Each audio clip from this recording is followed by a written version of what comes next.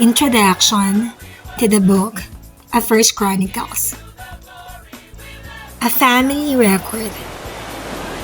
These facts reminded Israelites of their place in God's plan. And who is like your people Israel, the one nation on earth, whose God went out to redeem a people for himself? According to First Chronicles, chapter 17, verse 21. In former days, many Christian families prized their family Bible. Often the only book in the house, it served for more than reading. It was also the family memory bank. Every important event, a marriage, a birth, a death, was recorded on its fly leaves. The Bible was passed down from generation to generation, and through it, a family kept track of its past. The book of First Chronicles is something like that, a record of Israel's family history, and particularly of David, Israel's greatest king. In fact, at first glance, First Chronicles looks like a rehash of David's life as told in 2 Samuel and 1 Kings. Some of the most dramatic episodes in David's life, his clash with Goliath, his sin with Bathsheba, don't make it into this account. But David's organization of the temple is told in great detail, and long lists and genealogies fill over half of the book. Because of that, few people read First Chronicles. Most of us are more interested in personalities than in institutions and genealogies.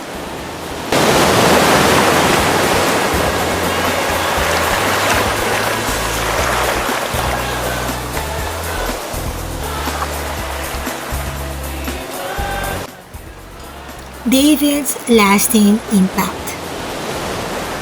First Chronicles, however, is far more interested in David's lasting accomplishments than in his ups and downs as an individual. The nation he led was more than a collection of inspired individuals. It was founded on God's unshakable promises to the children of Abraham. He had promised to be with them. He had promised to provide leadership. He had promised to make them a blessing to the world. These promises took shape in enduring institutions, the temple and the monarchy, most notably. Now, why a list of names? The first 9 chapters of First Chronicles trace the genealogy of Israel back to Adam. The author brings together more family records than you'll find anywhere else in the Bible.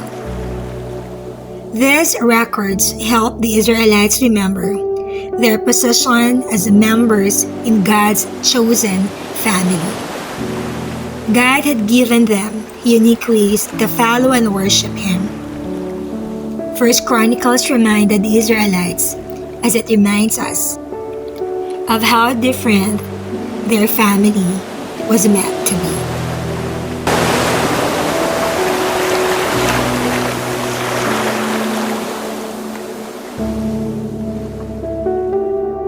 How to read First Chronicles. Few will enjoy reading First Chronicles many lists and genealogies straight through. You should approach them more like a puzzle. Don't get lost in the hundreds of names. Instead, try to understand how the different parts of First Chronicles fit together. For each section, ask, why was this included?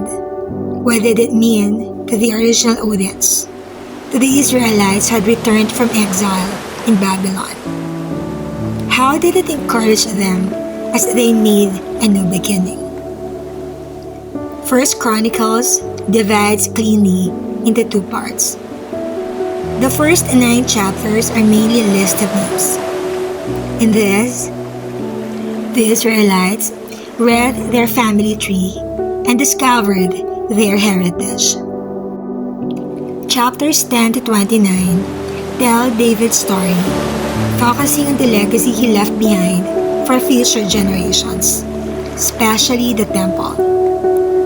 David, a founding father of Israel, transformed the nation in a way that lasted hundreds of years.